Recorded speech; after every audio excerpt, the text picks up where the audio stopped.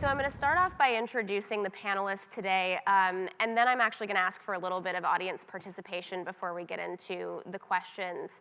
Right here we have David McHale, somebody I've worked with for a long time when he was at Eversource as the Chief Financial Officer. And we're also joined by Melissa Dykes, who's the President and COO of JEA. Then we have John Hepikowski. I did it after you told me not to do it. Hepikowski, I'm so sorry, who is the Director of Strategic Initiatives at Con Ed, and then Larry Beckedahl, who is the Vice President of Transmission and Distribution for Portland General Electric. So again, before we get into questions, I'd like to ask everybody to stand up, and I'll do it too, because it's kind of weird to ask you guys to do it and not do it myself. And now that we've taken a moment from sitting, you can sit back down again, but please stay standing if you've learned something at this conference that you're going to implement in the next week or two when you get back to your businesses. So stay standing if you have something that you've learned here that you feel like you can implement immediately. So I'd like to hear from a couple of the people that are still standing. Would anybody be willing? Sit down quick. Yeah, we're Jason Rodriguez, Z Prime. We are going to invest in a dinosaur and use that to drive social media, and we're going to work with Austin Energy to. All right. Well, it might not be a dinosaur, but it'll be something creative. So I think it's interesting that everybody else sat down, and I'm hoping that that's justification for the panel that we're having, because as Aaron said, we've been talking about really big ideas that are going to be implemented over the next 3, 5, or 10 years, but what about the next 6 months, and how do we approach that? So to get started with the panel today, I'll throw out an initial question. I'd love to hear from everybody up here about how your organizations embrace change, and if they do, and if not, how can they? How can utilities start to reward risk-taking? And then maybe as a subset to that question, is the regulatory framework there for you to start doing that? Or would you need more support from that angle to start doing this? And David, can we start with you? Sure. So I'm in my sort of afterlife of 35 years in the utility industry, so I can be critical of regulators and the like. But I think utilities have actually been probably a little bit better at embracing change than they get credit for, but the change has been so rapid and so transformative, it tends to get lost, and I'm sure that customers aren't following this change to the degree that utility executives are. But I just want to touch on the regulatory piece because I think it's so critical still for the industry. And think about the whole paradigm in the utility business. The regulatory paradigm is premised on making sure that your investments are used and useful. Or you have the prospect of a prudency hearing. Anybody ever been through a prudency hearing in this room? I mean, these things are not something that utility executives and employees want to embrace by any stretch of the imagination. So I think, to speed innovation and speed change and deploy technologies, I think there should be maybe just a revisit a little bit with regulators over this whole mindset of like risk tolerance and acceptance, and how do we actually earn a return on R&D and innovation and not have to be subject to kind of used and useful parameters. And I think some jurisdictions are very, very open to that. After all, utilities earn a cost of capital, a return on equity. That return on equity has a risk premium. It's not like they don't know we have risk. But I think that people are somewhat afraid to go there because the regulatory process is politicized, for sure, both the regulator and the legislative level. So I think until that paradigm gets addressed, organizations from top down, boardrooms to employees, will be reluctant to embrace change and really speed changes in the business. There's hope and there's promise. I'm just saying that's something that has to be overcome. Melissa, I know this is an important topic to you. It is, thanks. So I'm the President and Chief Operating Officer at JEA, and for anybody who doesn't know who JEA is, we're like Prince. We're the utility formerly known as the Jacksonville Electric Authority. We serve about 1 million people in Northeast Florida with electric, water, wastewater, and natural gas service. And we've been around for 125 years. And for 115 years, we grew pretty predictably at about 3% a year. And the primary focus of our business was to keep the lights on and the beer cold. And that has fundamentally changed. For all the reasons that we've spent the last few days talking about, that has fundamentally changed over the last 10 years. And in fact, our sales are down 10% versus where we were 10 years ago. So given that mandate for change, we have an imperative to make sure that our culture has the ability to adapt. So as we think about things that we're going to do over the next 6 months, and as a side note, as an ops person, I love the idea of taking all these ideas that we've been talking about over the last couple of days and really putting them into action. As we think about where we have to go over the next 6 months, we have got to build a culture that has the adaptability component to it. And it's not a culture that is inherent to our business. And so we are going to start by, in fact, we've already started by measuring where we are today. We've hired McKinsey to come in and help us, and we've measured our organizational health, and we've got some work to do. And it's really, really important work. If we do not get this cultural foundation right, we are never going to be successful in executing on the strategies that we need to execute on in order to be able to pivot the business. So now that we know where we're starting, we've had to identify where we're going. And cultural health doesn't look like happy employees, although that's hopefully a nice byproduct of it. Cultural health doesn't even look like employee engagement, although that's an important component of it.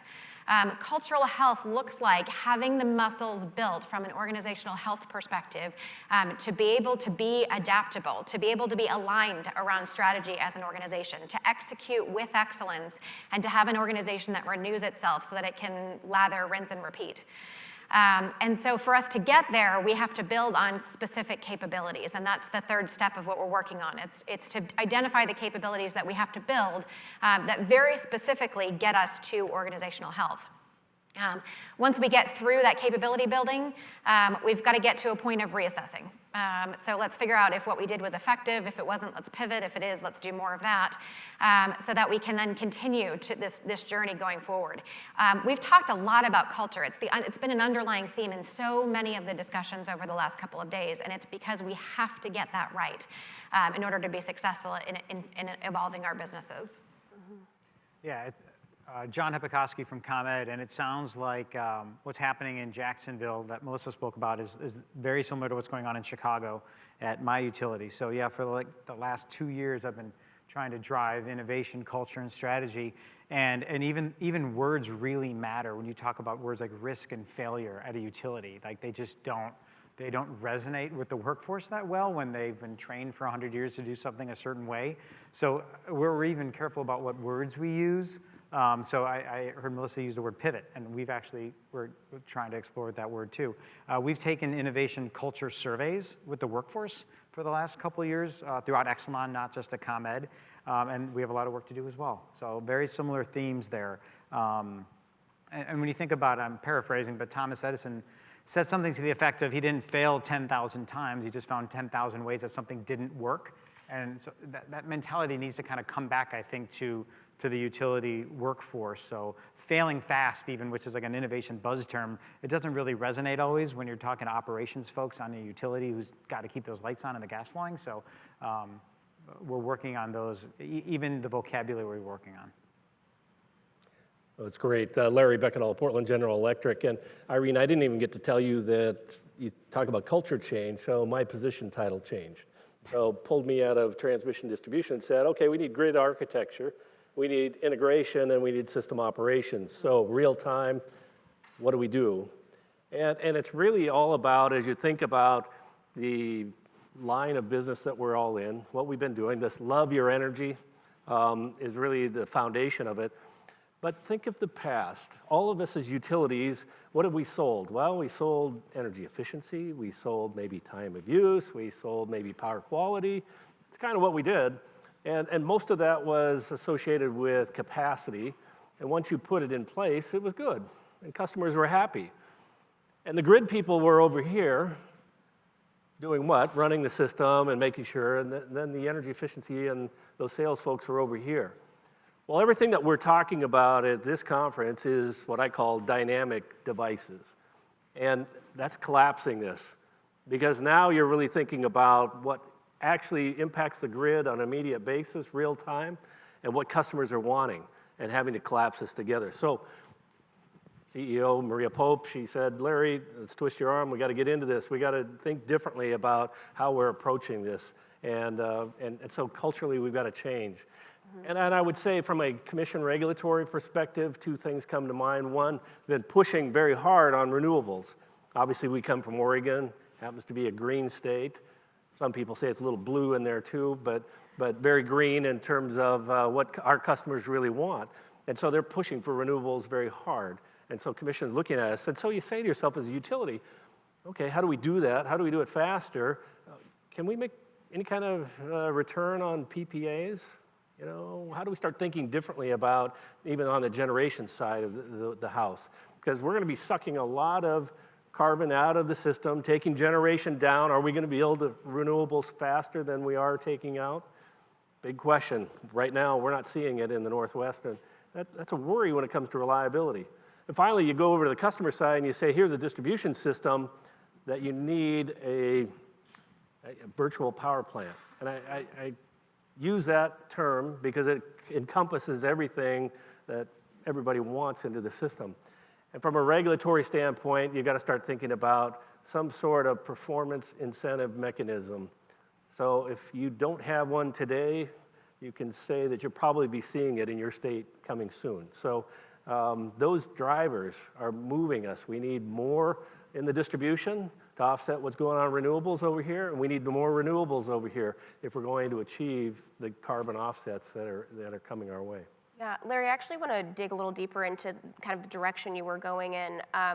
One of the things that we see as we're talking to the utility industry is there are these, I don't want to call them new projects, but it does seem like in order to build networks of EV chargers or accommodate distributed generation or even just the interconnection process to home solar storage, it's introduced kind of a new kind of project that can be tactically difficult to deal with or different to deal with than the kinds of projects that utilities are more historically adept at handling, like large-scale transmission and distribution projects, maybe building a power plant.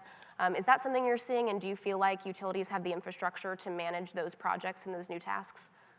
Well, I would say yes and no. So yes, that is the type of project we're having to move to. And so we announced that we're doing a test bed where we've taken 3 substations. These were 3 substations that we knew needed to be upgraded. And so we were going to put our typical capital in. You've done your asset management programs. And so from an operating side, that's what it looks like. But if you looked at it from a customer perspective, you'd say, oh, let's do one in a neighborhood that is really concerned about new load. Let's do one in a neighborhood that's been there for a long time, has commercial businesses established for many years. And let's do one in a neighborhood that's equity is a real concern to the population that's there to make sure that everybody can participate in what is the new and different. And then we're going to try to saturate it with as much as you can think of in smart grid world as you can do on all the feeders that are associated with those 3 substations. Mm-hmm. And so it's causing us to think differently about how do you plan for that? Where do you put the DR? Does it matter? What data analytics can you place into that? What sort of control systems are you going to need? What sort of communication networks are you going to need? And it drives you to think about how you do that quickly, and then you can start thinking about scaling it. And that's forcing us to move. And quite honestly, even the idea originally started with one of our commissioners. Mm-hmm. Did you have something you wanted to add? Yeah, in Illinois, along those same lines that Larry was talking about, the Future Energy Jobs Act was passed by the Illinois General Assembly in late 2016. And it did a lot of great things to propel us into that utility of the future world. And one of them is specifically DER. And I did some fact checking with some folks in the smart grid team, and we have seen a 1,500% increase in DER interconnection requests. Mm-hmm. And we knew that it was going to come, the wave, but you never really know exactly when and how big. It's a big one. So yeah, to the point of like a whole new world, dedicating the resources. Our IT processes need to be probably streamlined better because that's not going to slow down. So it's great for the customer, but they're not going to want to hear any excuse that why it's taking so long. Mm-hmm. So we need to get our act together and accelerate even more dedicated resources. And there's a standalone team that's just doing this process and always looking for ways to improve. Yeah. And how do you foresee, in addition to just like building that team, like how do you foresee handling those interconnections and kind of the new regulatory requirements around them as you continue and that volume continues It's streamlining better. It's doing a better job of breaking down the silos and streamlining IT with the engineers, with finance, who always want a seat and a voice at the table, and just getting people to collaborate more. I don't know about better, but just more with the finance folks and the engineers, getting people better on cross-functional teams to solve problems that we're all going to be facing. If I could add in, it would be that what are the partners that you're going to bring to the table? We can't do it ourselves. Yeah. We don't have the expertise in many of these cases. We need to bring in the partners as well. Just to expound on that too, and I think this is a really profound area to explore because utilities were built traditionally to build. Like if you listen to an investor relations presentation, they're not talking about interconnections. They're talking about the $3 billion pipeline, the $2 billion offshore wind project. I mean, all these things that are transformative and drive earnings. But day to day, what are the teams really thinking about? Like the operating folks, they're thinking about this backlog of interconnections. And if you don't get this right, this forms like everlasting impressions with the regulators in particular who think you don't want these assets on your system, which by the way may be true, but you want to be deliberate in managing that whole process. At Eversource, this is a little dated, but say by end of 17, there were 55,000 DER assets on the system. 55,000. You didn't build a customer care team or organization to have incoming calls, 1,000 a week. It just didn't happen. So there is a backlog, and that is legitimate. We were doing a merger with NSTAR, which was a Boston-based company, and we had prepared for weeks to sit on the witness stand and justify this merger from a customer perspective, whatever it was. First thing they asked me was, well, tell me about this backlog. Why aren't you guys interconnecting solar assets? You don't want to, right? I didn't answer that question. But I think it's an organizational challenge. And over the last 5 years, I had the opportunity to run the customer care teams, and we just built a dedicated call team that knew the technology, they knew the dialogue, they knew the processes. So from intake to install, you had to redefine this process. And I will say, just to add, I think initially, leadership felt as though this was a fleeting issue. Like, this is just a phase, it's just a fad, this is going to go away. Why redesign the process? Well, I think everybody in this room would agree now it's not a fleeting issue. So you had to rebuild these teams so that you could change these perceptions. And I think largely, if the industry hasn't done it already, they're close to solving the problem. Yeah. Melissa, I know you already talked about how culture can enable the faster pace of change that we're seeing, but what about IT? What does IT need to do to keep up, and as projects get faster and smaller and you need to adapt more, how does that translate into your IT organization? Well, I think that's a great question. So the very first thing that we've got to do from an IT perspective is recognize that this challenge isn't going away. This is a permanent state of the industry now. And so what we've got to do is make the investments that we need to make on things like upskilling talent, training, creating a more agile methodology for our IT projects in order to allow us to be able to execute on what we need to execute on. One of the other really powerful levers that we can pull, though, that will probably resonate with this group, is our external partnerships. If we can work with external parties, invite them behind the curtain, help them to understand some of the challenges that we have as an organization, and in particular, some of the barriers to success, then we can leverage those partnerships much more fully to allow us to be successful.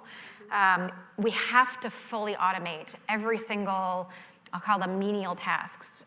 Every single task that we can fully automate, we have to strive to automate so that we're using our intellectual capital and getting the most that we can get out of it.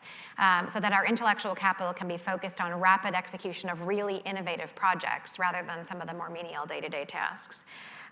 Recognizing that technology obsolescence is kind of a new norm is also going to be important, and frankly isn't something that's been part of our DNA.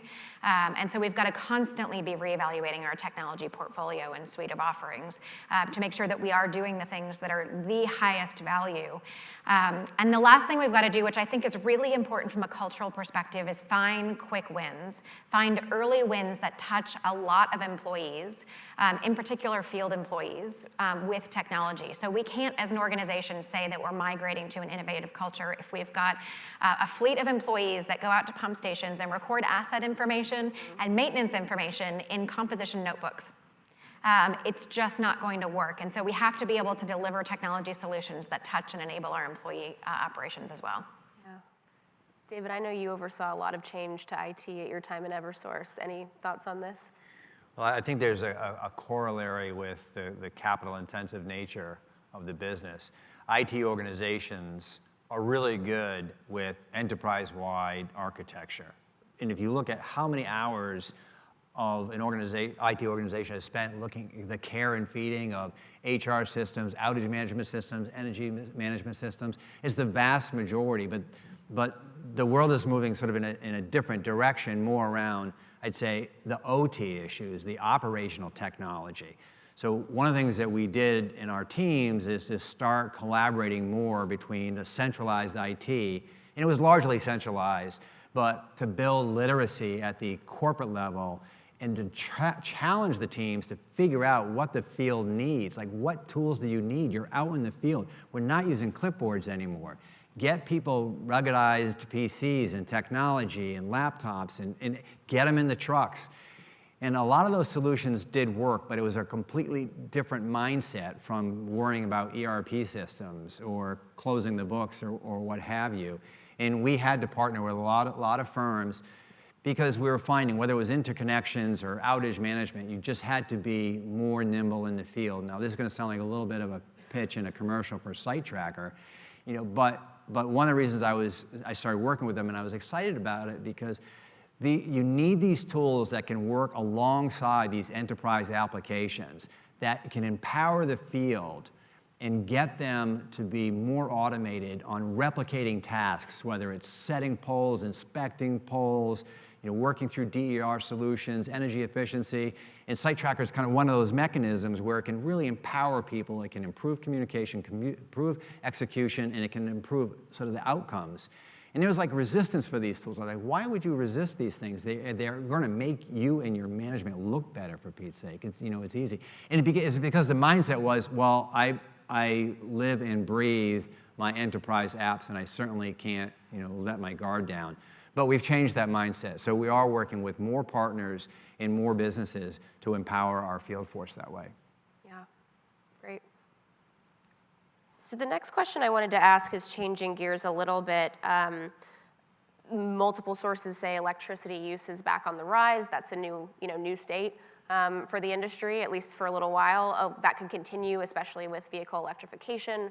What does that mean for what you do right now? And how do you capitalize that and harness that opportunity, but also what challenges does it present in the near term? And I guess, throw this one out to everybody. Oh, actually, this is a great question to think about, because our future, and you heard on the panel this morning, that the electricity makes up 24% roughly of the U.S. energy today, moving to 50% by 2050. So does that mean everybody's going to use more? Not necessarily, but they are going to transition. So between what is currently the transportation is probably the biggest, followed by what is possibly impacts on natural gas, other uses in the home or in businesses. So there's going to be those impacts. We've got those communities that are asking for 100% green. So with that in mind, you start to think about transportation, and I'm sure there's been a number of panels, probably even this week. You started out with the residential, and that seemed to be fairly straightforward, except for, again, back to equity. How do the people in the apartment complexes, how do you get to this notion of quick charges, that by 2020 you can charge a car in 12 minutes. So that means pulling up to a station, plugging it in, go in for coffee, you're charged when you come back out and you're ready to go.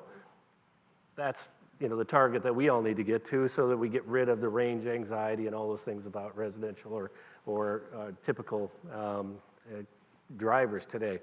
But then you start in on the fleet. And the fleet is the area that probably should scare all of us the most, as far as how quickly and how do you adapt and how do you do this. Because when you see chargers that are 0.5 megawatt per truck or bus that you're going to be putting in, and you're going to be putting it in multiples, and you look at the truck bays that are sitting out there and warehouses that are vacant, and that warehouse has, maybe a 100 kVA transformer that serves the whole thing, and you're going to put multiples of 50 or 0.5 megawatt, charging stations out there. How are you going to do that? How are you going to buffer that? What does that look like? Certainly batteries come into play, but you're going to have to think about generation in the local levels. And so how do we build that out? And oh, by the way, you can use a bus, and If you miss the opportunity to go vehicle to grid in this space, you've missed a big opportunity. So trucks and or buses, and as you think about a school bus, what time does it leave in the morning? What time does it come back? Afternoon, it does the same thing. Every day is pretty much the same, 5 days a week. What are you doing with those chargers and that infrastructure all the rest of the time? I kind of compare it to churches on Sunday. What do you use the building for the rest of the time? So buses are going to be very much that same way, and we've got to start thinking that way from a school perspective. And oh, by the way, the communities want resiliency zones. Okay, I got a school bus, and they have an earthquake or I have a tornado. Where do people go? They go to the school gymnasium. That's usually where the Red Cross is setting up and putting up. Oh, now I have a generator that's sitting there as well. So we as an industry have to start thinking about how can we use this technology to the real advantage to all of our customers. Very interesting. John, I imagine this is, one of the things you're thinking about in your role. Yeah, and there isn't a lack of ideating around the electrification of transportation in the utility world. I'm hearing it's not just automotive, but right, it's rail and it's ships. So the world's your oyster there.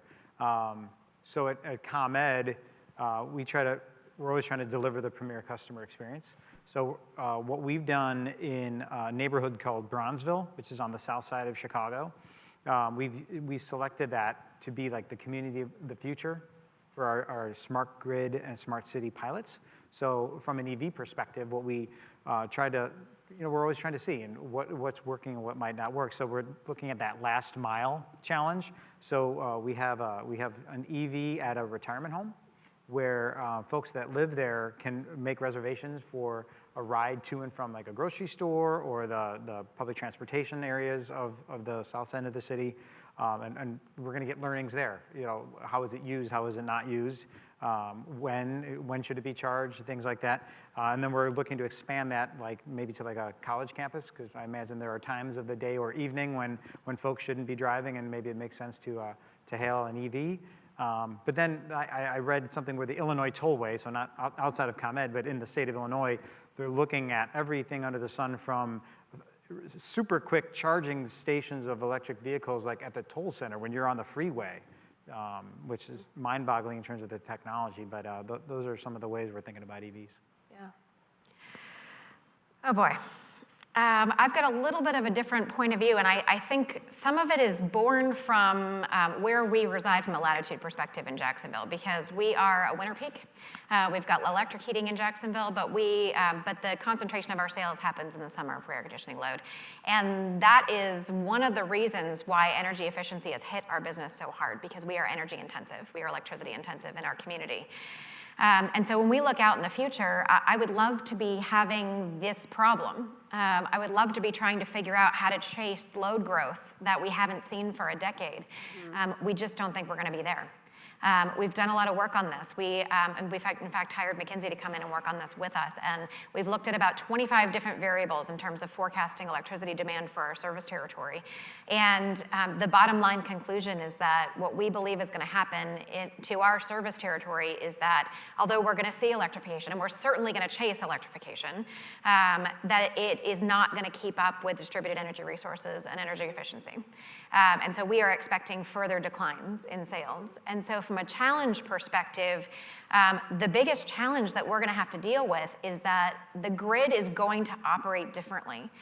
It is going to be different 10 years from now than it is today because of what distributed energy resources mean for our grid. And so we've got these requirements to invest in our people, processes, technologies, the things that are going to enable the grid to do what it needs to do from a two-way flow perspective, but still provide reliable and affordable and clean and safe energy to our entire community. And that's going to be a big challenge in the context of sales that are declining. Mm-hmm. Yeah.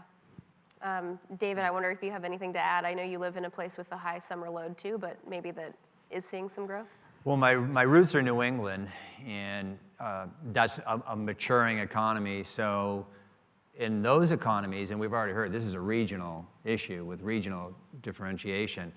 In those economies that are maturing, many of them also have massive amounts of investment in energy efficiency programs, because that's the nature of regulation, that's the nature of policy. At Eversource, We actually thought of it as a line of business. We invested in excess of $500 million in energy efficiency. Now, I use the term invest, maybe it's spend, but we received a return on that investment so we could recoup lost sales. It varied across many of our jurisdictions, but I think that's the way to go. I think those are the right answers, to create those programs to either make homes or businesses or what have you more efficient. But there too, it's the regulatory paradigm. Like, you don't empower a workforce to go out and be energy efficient without some level of compensation. Now that sounds like my CFO, mindset speaking, but I think that is not a short-term trend. I think this is going to continue, and it's the right answer. Even absent in national energy policy, it's the right answer to become more efficient in this economy. But contrast that with, as we've discussed here, the massive electrification of our economy, and I think we're just at the forefront, whether it's electric transportation or gigafactories or massively automated warehouses. The need for electricity is not going away anytime soon, albeit it'll be used more efficiently. But back in the day, this was an easy question. You just told, if you could forecast GDP growth, you say, that's my electric growth. Throw that in the model and you're good. So clearly we've sort of decoupled from that perspective. But just lastly, I've moved from New England. I've uprooted into the greater Phoenix area, and this is a problem probably most utility executives would like to have. The load growth there is just phenomenal. I mean, they're building communities from scratch.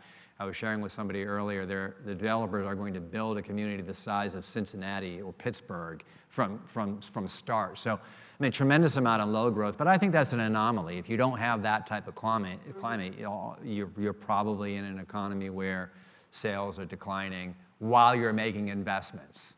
So capital investment up, unit sales down, puts lots of pressure on rates.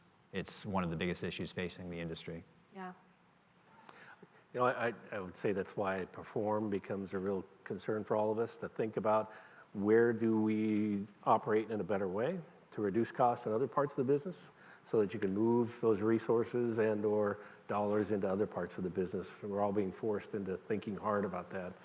I will also say that there's, again, we got to get a little bit creative, and I'm going to do a quick shout out for two utilities in the Northwest, Snohomish Public Utility District and Seattle City Light, where Snohomish is short on energy and Seattle City Light has excess. And the two of them, Everett happens to be a city that is a bedroom community to Seattle, so lots of drivers going to Seattle. So they're coming up with a plan that says, well, what if we incented the folks in Everett who are driving to Seattle to go to work to buy electric vehicles, and also that they charge them in Seattle where the excess energy is, not in Everett itself. And so instead of building a transmission line between the two, let's think about human behavior. How can we change that to compensate for where the energy is? So I think we're going to get real creative in that space as well. Very cool. Something that I'm personally curious about is many of you are in cross-functional roles, and kind of aiming to bring different parts of the utility together around these strategies. And Larry, maybe even newly in a role like this. Do you feel empowered in those roles? And part of that question can be, do you have the right budgets, but also, do you have the right information that you need to make the decisions in your roles? Well, at ComEd, it seems like for the last 2 years since I've been at this, every quarter it's been ratcheted up in terms of either intensity or curiosity by leadership and how innovation's going, and which I think is a good thing. And I think empowers me when you see that attention, because I think that lends itself to support. And so we're getting better and better at that every quarter, but I think we have a long ways to go.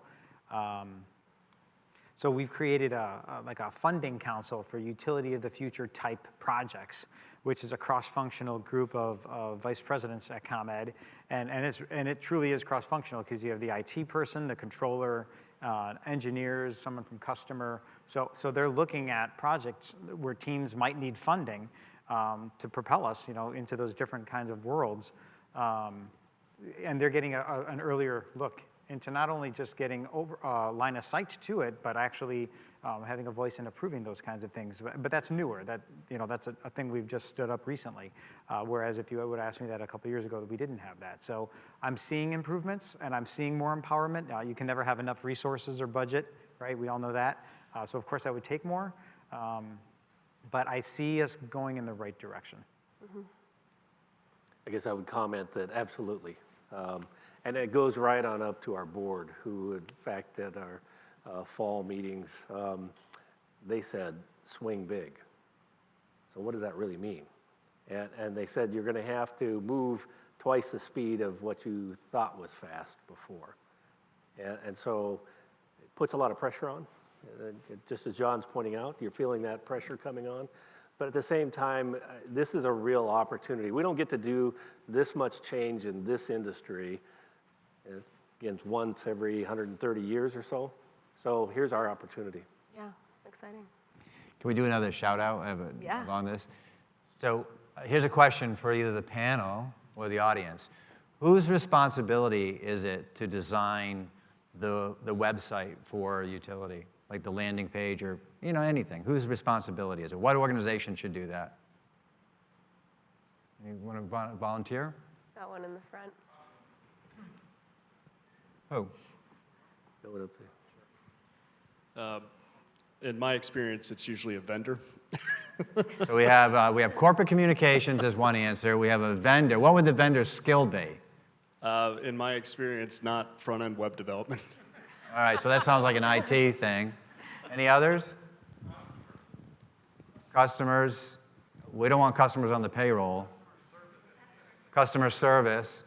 So you're already getting an inkling of this. So this is the silo question. So we redesigned this within the context not only of thinking about the continuum of delivering content to a customer, but also with the overlay of a merger and all the politics that come along with a merger. So it could be either IT's responsibility, it could be corporate communications responsibility, or it could be customer care's responsibility. And I bet the answer is different in different organizations. So what Eversource did was to bring all of those folks together this is an overused word, to optimize, like what are we trying to deliver to our customers? And of course there were vendors and there were consultants and web designers, but in the end, like who owns the customer? I mean, we said it was customer care. Your customer care, you're on point. This was like a 2-year food fight. I guess it was good. Like people felt in communications, they owned the messaging. IT felt like I own the architecture. Like, oh, I own the customer. But in the end, although it took us 2 years, it's like we are delivering content seamlessly to the customer, go across these silos and build a cross-functional team. I mean, I offer that up as probably an example that every utility is facing. One of the gaps we're working hard to close is a knowledge sharing gap, and it sounds like that might have been some of what was driving that territorialism. But what we found is our absolute best ideas are coming from our employees. And one of the gaps that we hear about is employees working in one part of the organization don't know what's going on in other parts of the organization. And so to the extent we can create platforms to be able to share information, even share data, which we've talked a lot about over the last couple of days, then we'll empower employees to think even more creatively about the things that we can be doing because they'll have the knowledge of what's going on all over the organization. We're doing incredibly creative things, very forward-thinking things, and we haven't gotten good yet at sharing that knowledge across the organization. Yeah. So I know we're coming up on time, so I want to close this out with just one final question for every panelist. Well, actually, it's 2 questions. The first one is I would like to know what keeps you up at night? And then secondly, what is something that your utility did well in 2018, and what are you excited about for 2019? And David, since you don't have a current utility, you can just give another one a shout out. How about the keeps me up at night Sure. issue? And I think this is probably on the mind of everybody who leads a company, everybody who has stake in a company. And speaking as a former CFO, IT head, it's the cybersecurity issues. They keep everybody up at night, either an outright cyber breach, data breach, or even a physical attack on property, plant, equipment, critical assets. I mean, this too is probably not going away, but I'd say there's a silver lining here. There's probably some good news is that it's getting more attention than it ever has, in a boardroom in particular. Like there's more literacy by the board of directors and trustees than there ever has been on this. You know, it was almost unheard of 5 years ago to have, you know, operating personnel and IT experts in a board meeting. And now it's very common to have an expert in the business come in and talk about how do I physically protect my critical assets. I mean, sitting through a presentation on how thick the wall should be that I'm going to erect around my power plant or substation is not something that would have been on the agenda, you know, years ago. Or talking about penetration tests and the results is not something you would have talked about. But it's really encouraging that it is being talked about and the industry is rallying across companies, across associations, working with the government to help solve the problem. It's probably not solvable, but there's your answer. That keeps people up at night. Thanks. To steal the best quote of the day, I sleep like a baby. I wake up every 15 minutes crying. I'll just build on the cybersecurity one, or put an echo next to it. It's the first time I wake up crying, it's because I'm thinking about that. The second time I wake up crying, it's because I'm thinking about Google. Because if you look at the market cap there's some big market caps of utilities in the United States. If you look at the market cap of every single utility in the United States combined, it's not as big as Google. And so you've got a company full of creative people that is agile, that's got unlimited capital, that does not look at my business the same way that I do. And that keeps me up at night. Yeah. And so forums like this, I think, are a good opportunity for us to talk about the evolution of the business, to really be thinking about those kinds of things. But it doesn't help me sleep like a baby. Yeah. What keeps me up at night is speed or the lack thereof, that I'm not moving fast enough, that I'm not pushing things harder fast enough. So last year, we did a great job of standing up a really good platform, I think, to showcase innovation and for an online portal to get ideas from employees. And that's been around for a few years, but last year we really improved it and accelerated that. And we also have a quarterly innovation scorecard that shows metrics that goes to the Executive Council of Exelon on a quarterly basis. So we got those things stood up. But now I always worry, are people going to the portal? Am I doing enough to drive people there? The innovation ambassador team that reviews the ideas that we get, are they really going to take action when we assign them one of the ideas to go follow through with that person that submitted it? Or are we going to leave them hanging for a few months and then they're not going to want to submit an idea again? So all those things are swirling when I wake up every morning. Keeps me up at night right now is reliability. So we're putting a lot of things, we're taking a lot of generation off, we're putting in renewables, we're doing a lot of things in the distribution side that could disrupt pretty easily. And then you got a lot of players, a lot of different people involved, et cetera, which is all great in some ways. And, but on the other hand, when that neighborhood is in the dark, and there's lots of people pointing fingers and asking questions, you know, that's our reputation. That's really what people have come to know utilities for.